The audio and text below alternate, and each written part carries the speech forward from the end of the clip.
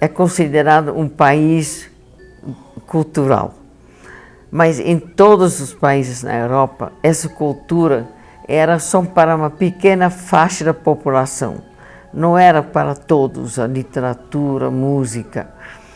Então, aqueles que não tinham essa cultura, o Hitler conseguiu de pegar uma lavagem cerebral que convenceu esses homens e mulheres de que eles tinham de fazer era justo. Por isso, quando eles depois são julgados, eles falam, não, nós fomos comendados e isso é justo. Porque eles não tinham, não tinham conhecimentos, eles não tinham cultura e seguiam, de qualquer maneira, o que foi mandado. Alguns foram imensamente cruéis. As irmãs tinham raça ariana, todo mundo que não cabia nessa raça ariana tinha de ser eliminado. Man kann nicht dem untreu werden, was einem ganzen Leben Inhalt, Sinn und Zweck gegeben hat. Es wird nicht so etwas aus nichts, wenn diesem Werden nicht ein großer Befehl zugrunde liegt. Und den Befehl gab uns kein irdischer Vorgesetzter, den gab uns der Gott, der unser Volk geschaffen hat.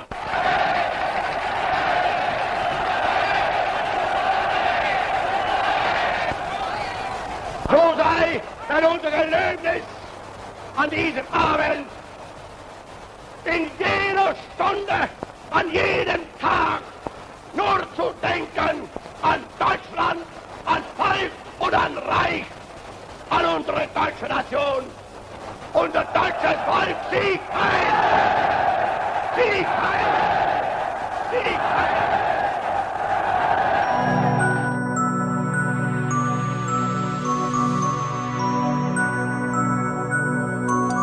Em primeiro lugar, nós não podíamos mais usar bicicletas, que é um dos principais meios de transporte. Nós não podíamos usar nem um transporte público.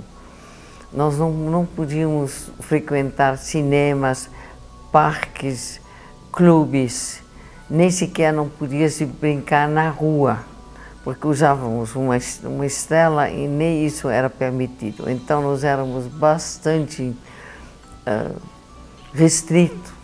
Em 1941, eles demitem os servidores públicos, entre os quais também os professores das escolas. E depois a prefeitura da Holanda organiza 25 escolas, sem que ninguém levantasse a mão, para perguntar por que de repente na Holanda tinha de existir 25 escolas somente para estudantes judaicos. E uma dessas escolas era o Liceu Judaico. E nessa escola que eu encontrei Anne Frank, ela ganhou esse diário dos pais no dia de aniversário dela. Eu vi o diário, que ela pôs todos os pais presentes numa mesa, e esse diário estava lá naquela mesa. Mas não era uma coisa comum, os jovens escreveram diários. Eu não escrevi diário, mas muitas escreveram sim. Você pode dizer que nós fomos enganados, porque nós não sabíamos de nada. Se soubéssemos para que serve de registro, que na verdade é a nossa condenação à morte, jamais teríamos feito. Porque através disso tínhamos na lista, mas nós não soubemos qual era a razão disso aqui. A polícia da Holanda foram obrigados de cooperar com os alemães.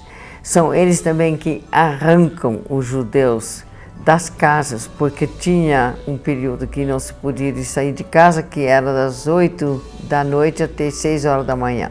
E nesse período eles usavam para arrancar os judeus das suas casas. E nisso também a polícia cooperou. Quando eles bateram na nossa porta, as deportações começam já antes, mais ou menos no abril, que eu me lembro. Então nós, em setembro, fomos o início do fim. A maioria dos judeus, porque em setembro de 43, os alemães declaram Holanda livre de judeus. E eles não estavam errados, não, porque eles já tinham deportado a maioria. Aí nós fomos para um campo intermédio, onde todos foram deportados, que era Westerbork. Lá, Westerbork era uma outra maneira de enganar os judeus, que pensavam, quando eles iam para a Polônia, ia ser a mesma coisa. E não foi. A maioria foi para o campo de extermínio. Então foi realmente uma imensa enganação. Só que a partir de 1942, o BBC já anuncia que tem campos de extermínio. Os ingleses, americanos já souberam, só que nunca fizeram nada, nem sequer bombardearam as trilhas onde passavam os trens. Então nós fomos realmente abandonados.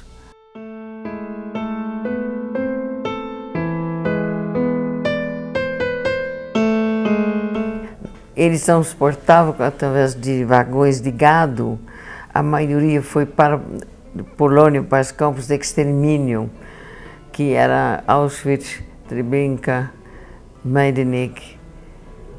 Isso que foram onde foram a maioria.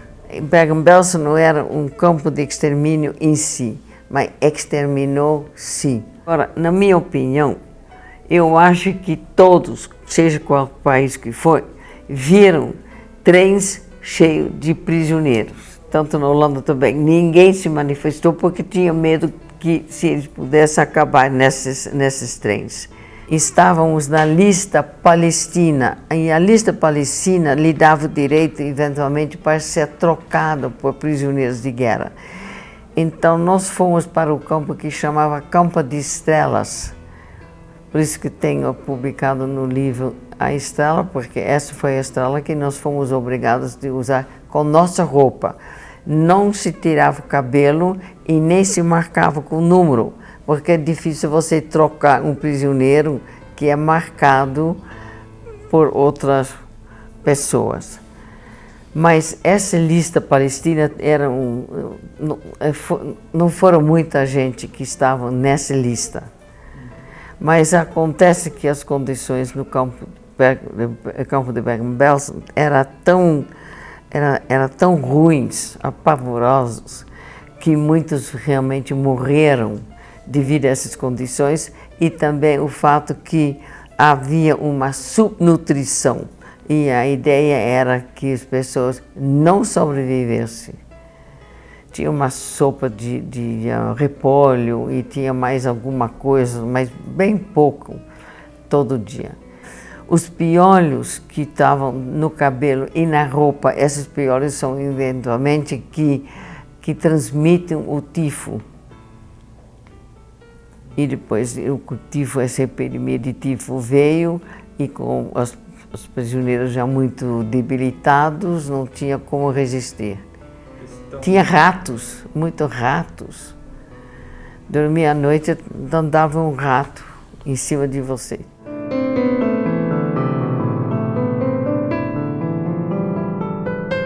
Que nós tínhamos de ficar em pé, horas a fim, para ser contados.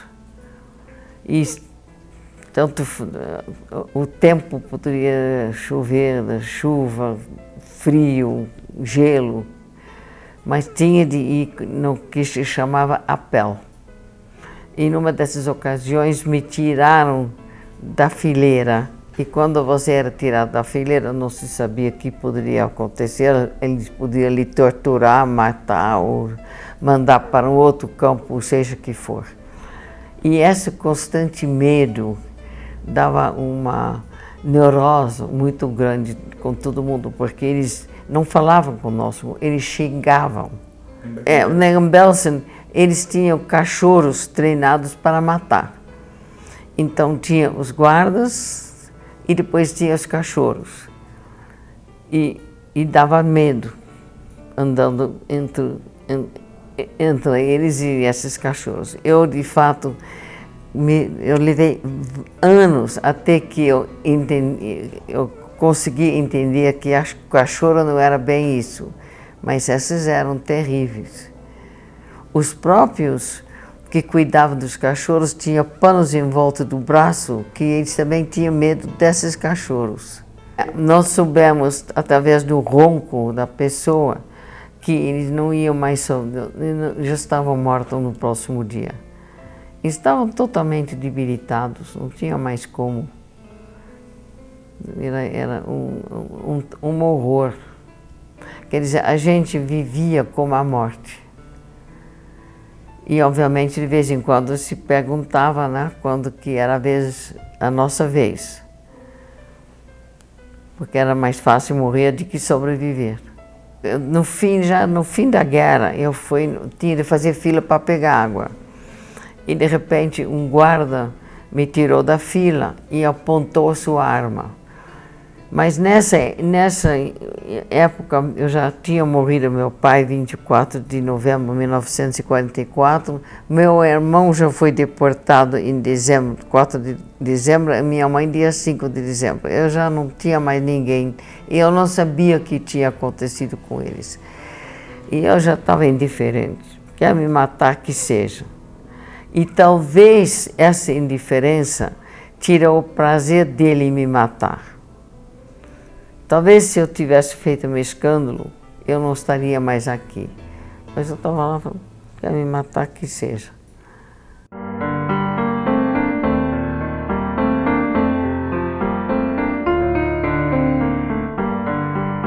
Eu estava, depois que meu pai morreu e estava sozinha, eu fui para o que se chamava Campo Pequeno de Mulheres. E ao lado tinha um campo grande de mulheres. Annie foi deportada para Auschwitz e quando os russos se aproximaram desse campo, eles foram transferidos por trem para Bergen-Belsen. Alguns foram para marchas de morte, mas ela veio de trem no início de novembro de 1944. Ela e a irmã.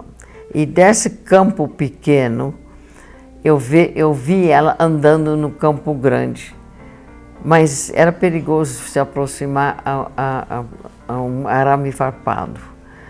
Então eu não fui falar com ela, mas depois de um tempo tiraram esse arame farpado, aí tornou-se um campo grande de mulheres. Aí eu fui procurá-las e encontrei as duas irmãs, que estavam já muito debilitados.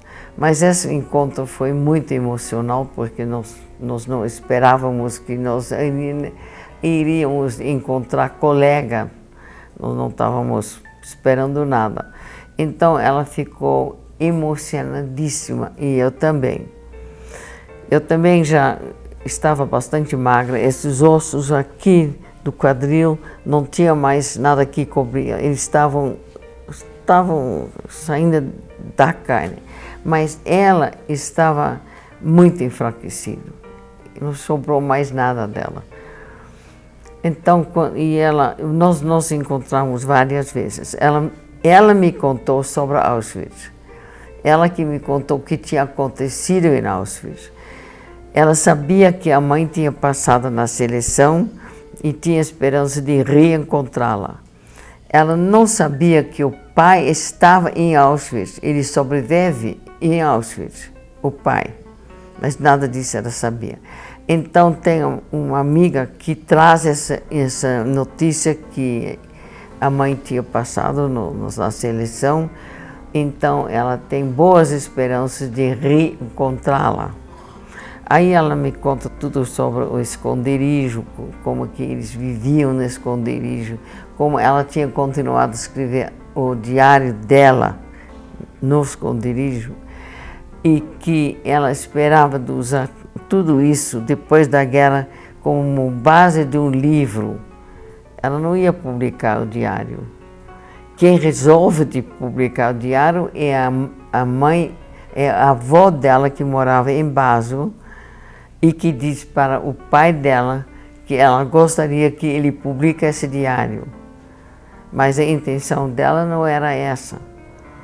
Então, quando ele me veio visitar em outubro de 1945, ele me fala sobre a mãe que sugere que publica o diário, e ele me disse que ele não iria publicar a parte onde ela era muito crítica da mãe, mas que por o resto ele ia publicar. E que eu achava? Eu falei, bom, se está tudo bem para o senhor, por mim tanto, né? Por mim também. Eu acho que está certo, né? Porque ela iria gostar, ela queria ser escritora, então realmente eu acho que o senhor faz uma boa ação. Quer dizer, eu era muito mais envolvido com esse diário do que eu esperava na minha vida.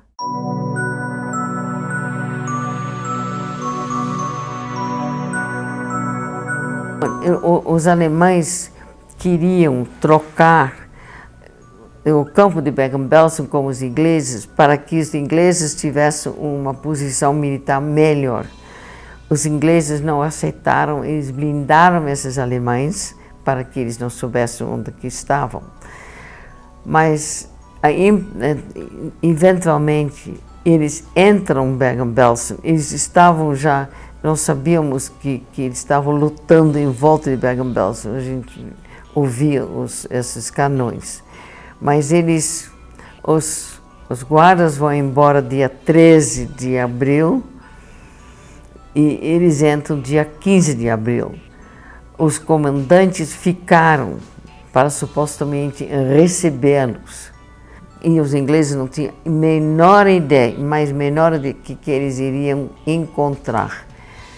E essas condições horrorosas, por isso que o Bergen-Belsen foi chamado Campo de Horrores, que eles ficaram traumatizados, horrorizados,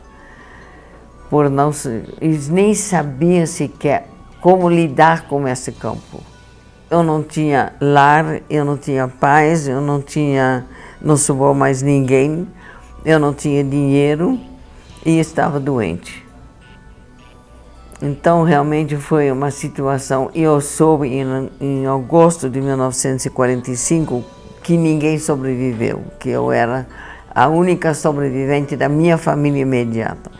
Aí eu quase enlouqueci, mas num próximo momento eu me dei conta que ninguém iria querer uma órfã louca, e que, queira ou não queira, eu tinha de lidar com a situação do jeito que se apresentava. Mas naquele momento eu não tinha nada. Nesses colegas de escola, nós discutimos o fato se nós tínhamos tido uma juventude. Algumas falavam que sim, eu falei que não. Nós não tivemos turminhas, eu estava doente, acesso aos cinemas e parques, então, quer dizer, por mim, eu nunca tive uma juventude. Eu tive de viver com outros, né, que você tem que se ajeitar, né? A minha tia veio em 1948, no fim, porque eu estava morando com uma família cristã.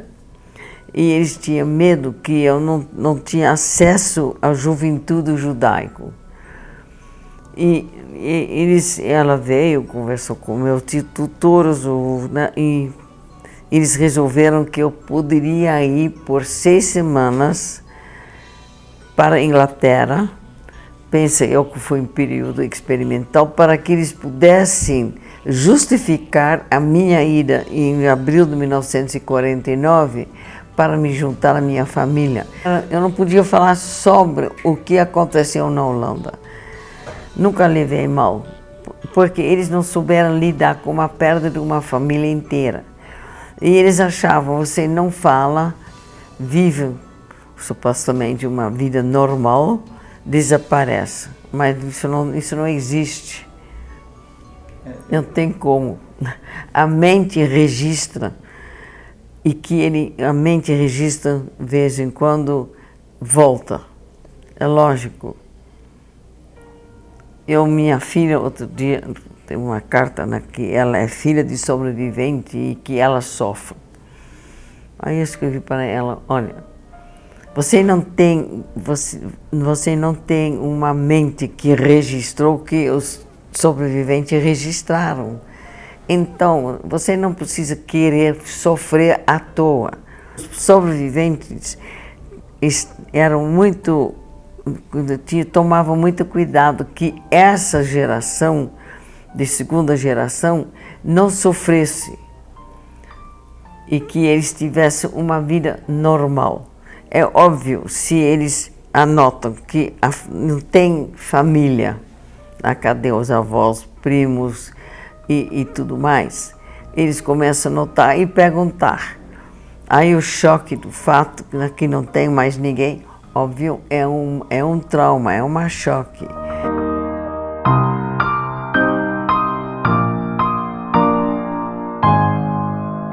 Dos 6 milhões de judeus que morreram, com certeza, 3 milhões eram poloneses.